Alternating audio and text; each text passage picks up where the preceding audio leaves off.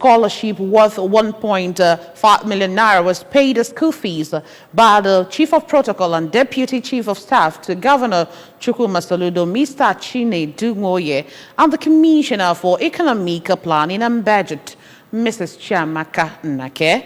Correspondent Ngozi Obileri tells us more.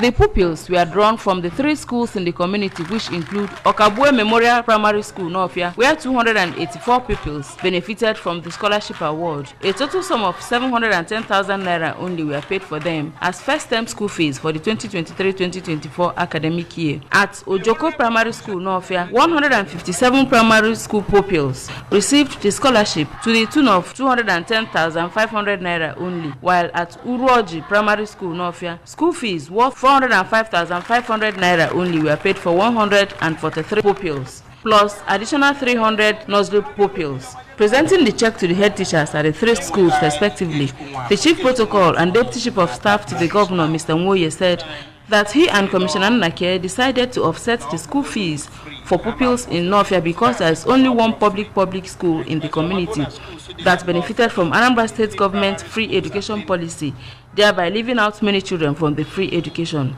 Mr. Nwoye, a one-time pupil of Uruoji Primary School, Nofia, advised the pupils to study hard so as to become useful to themselves, their parents, and the society at large. Mr. Governor made education to be free for public school, public. But we realize that the 3 schools in my town, Nofia, they are all public mission, as are the schools that were giving back to the churches. So, and the churches, I don't think they have all that resources to do what? To grant the pupils free education. So we decided that let's come and pay for this first term for all of them. On her part, the Commissioner for Budget, Mrs. Nnake, said they are happy to put smiles on the faces of the children and their parents, and said they will continue to impact lives in the community and beyond as a way of giving back to the society. Mission schools and all. I was okay now. Now in Nakata, we look at Nofia. But I was seeing no why I malo high game because I'm an go to where the load in. Kaimenke first second term malopa kisi enia. So man at the point bona I know. So I know I get memu. In their separate reactions, the representative of the Okabue clan, Chief Harrison Okabue, the head teacher of Ojoko Primary School, Mrs. Ifeyinwa Madobi, and the manager of Uruoji Primary School appreciated Mr. Nwoye and Mrs. Nnake for their benevolence and prayed God to bless them, while the children sang the state education anthem to the admiration of their guests. Welcoming the group to all the schools, the Niger Provincial Education Secretary and Education Secretary of the Anglican Communion, Venerable Ifeanyume, said such gestures are rare, especially now that the economy is facing mounting challenges. Among those that accompanied the benefactors to the visit were a stakeholder in Nofia, Sir Ike Ulanguse, and representatives of the All Progressives Grand Alliance Abga Nofia Wards 1 and 2, Mezes Gozie Okoyechira and Ndoka Nwantama. From Nofia in Njikoka local government area, I am Ngozi Obileri for ABS News. National Professional Officer for Tuberculosis for the World Health Organization WHO in the Southeast region, Dr. Ufeoma Adu, says that tuberculosis treatment coverage in Anambra State stood at 95%, which is one of the best in Nigeria. Dr. Adu made this known during a 2-day training of doctors, nurses, and other healthcare workers on the clinical and pragmatic management of childhood tuberculosis organized by the Anambra State Tuberculosis and Leprosy Program, Control in Oka. Health correspondent Chibuzo Okoye completes the story.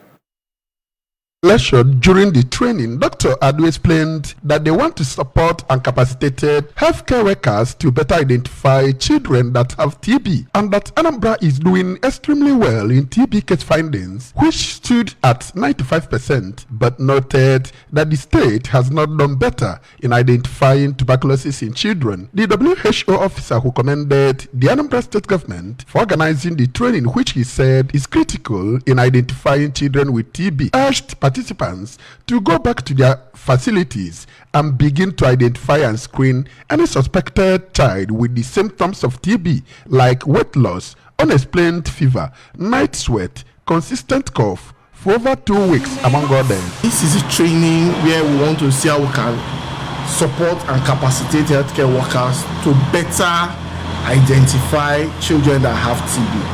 Anambra State, for example, is doing well in TB case finding.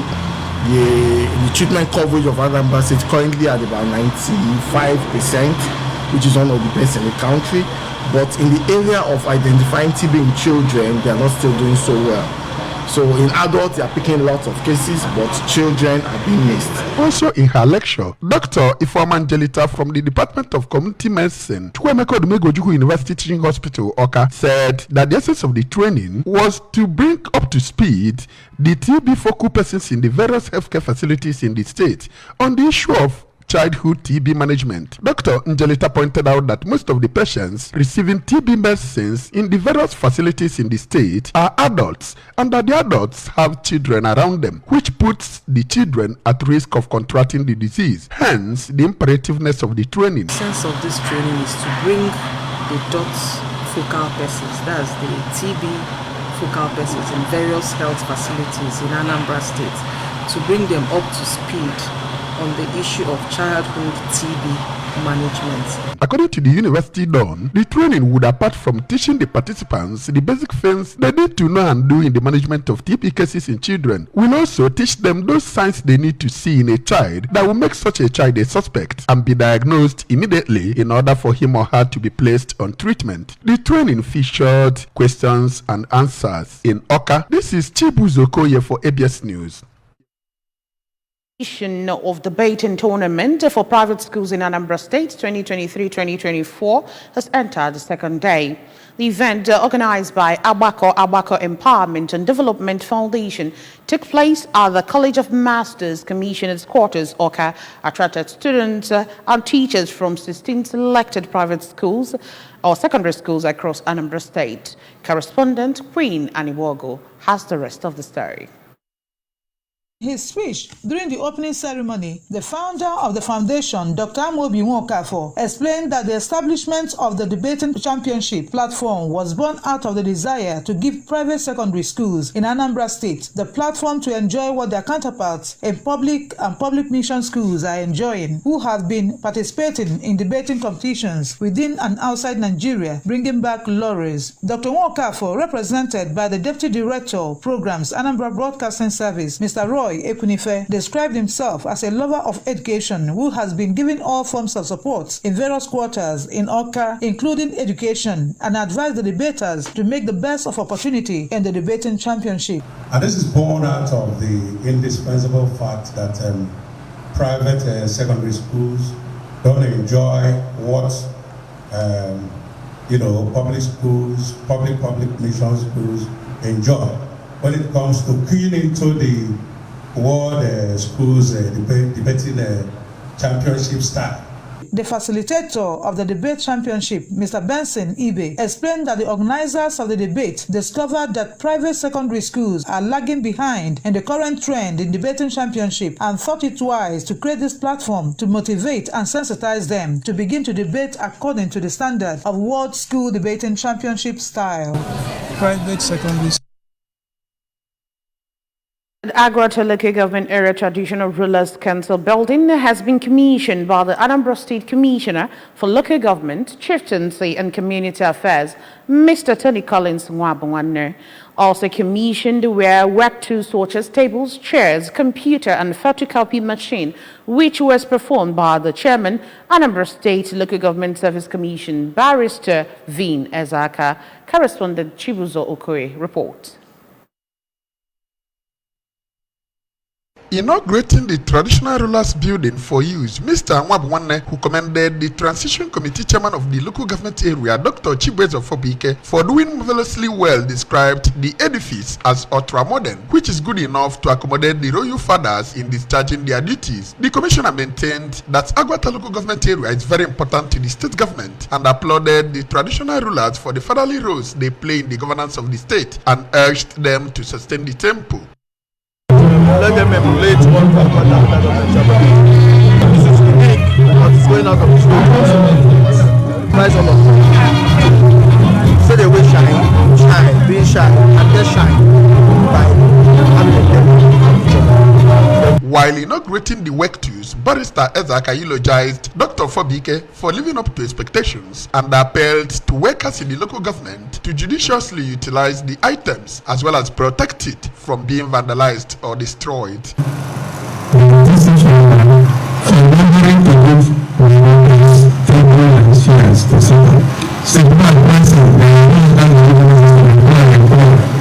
I said, how do you employ when those who are employed change and purpose?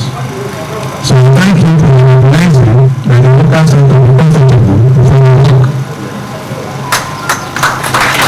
Earlier, Dr. Ofobike thanked God for giving them the enablement to bring good governance nearer to the people of Agwata and noted that when he assumed office, the Traditional Rulers Council building was inhabitable, hence the need for the reconstruction. He further explained that hoodlums who touched the local government secretariat some time ago burnt all the work tools, which is the reason he procured new ones for seamless work activities as well as to increase productivity of the workers.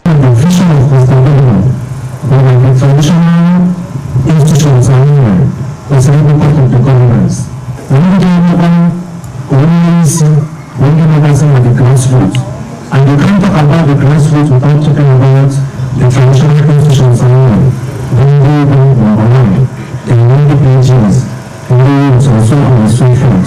The chairman, Agwata Local Government Traditional Rulers Council, Igwe Chukwumoji of Ezinifite, on behalf of the traditional rulers, paid glowing tribute to both Governor Chukwuma Soludo and Dr. Ofobike for changing the narratives of the state and the council area for the better and prayed God to bless them. A one-time chairman of Agwata Local Government Area, Chief Titus Anabogu, members of the All Progressives Grand Alliance, ABGA, National Youth Council of Nigeria, Anambra State Association of Town Unions, Asatu Youth Wing, among others, attended the event. Roles of traditional institutions in promoting good governance can never be overemphasized, and giving them beautiful edifices like this will help them to discharge their duties effectively and efficiently, as well as increase their productivity. From Agwata Local Government Area, this is Chibuzo Koye for ABC. Discussions about artificial intelligence (AI) have been gaining prominence in Nigeria since the early 21st century, with increased awareness and interest in emerging technologies. The depth of this discussion vary across different sectors and communities within the country, and the federal government of Nigeria is set to take it a bit deeper into tertiary institutions in the country. ABS Abuja Bureau Chief Princess Epiajide tells us more.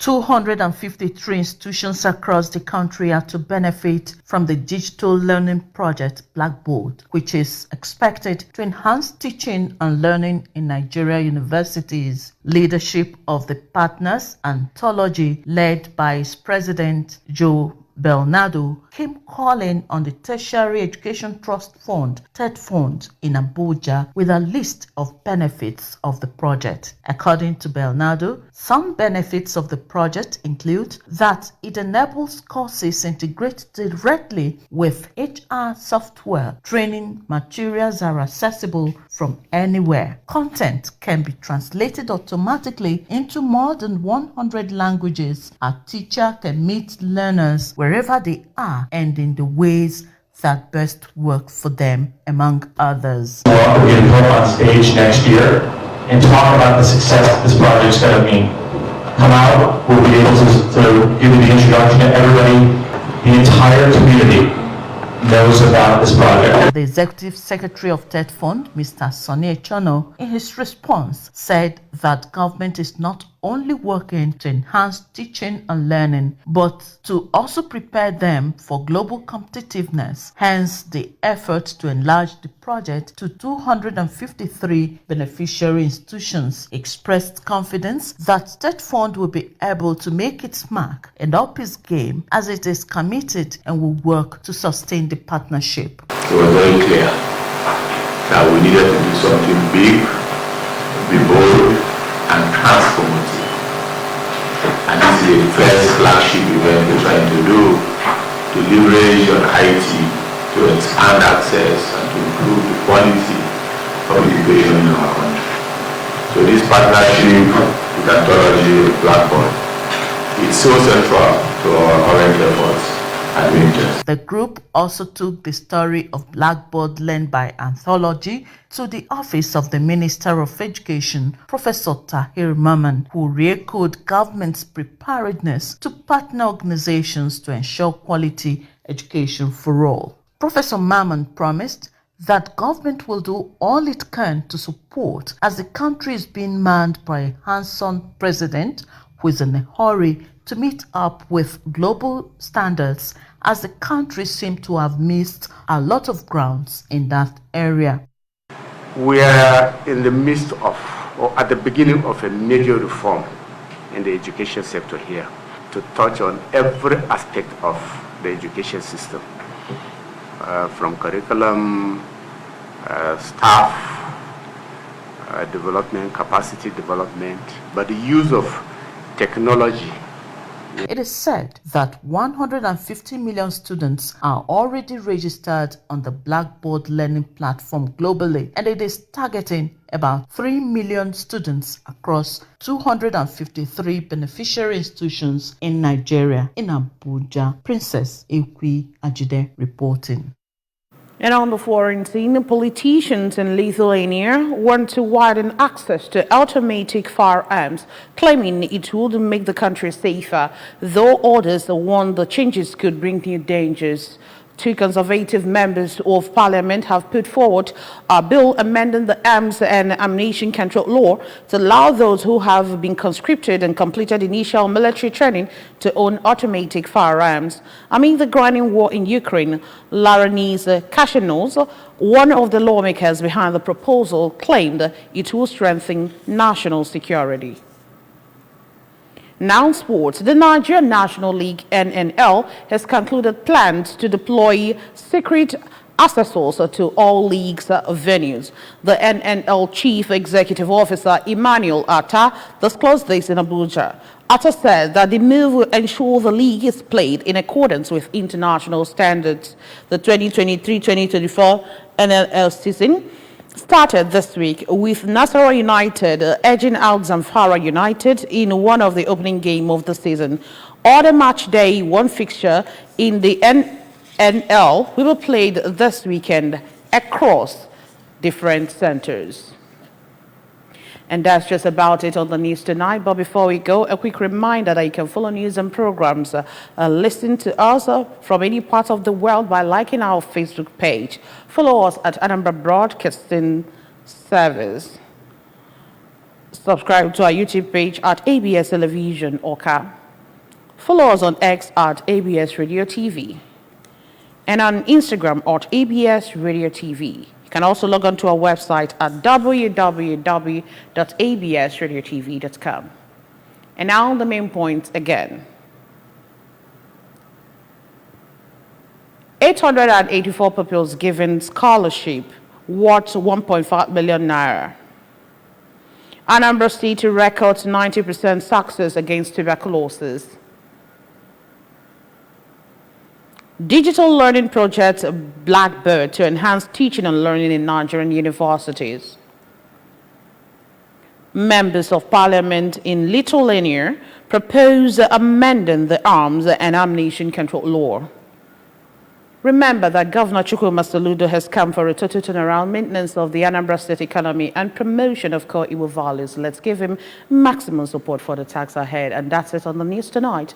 Thank you so much for joining us. My name is Chidimma Orangwa. Good night.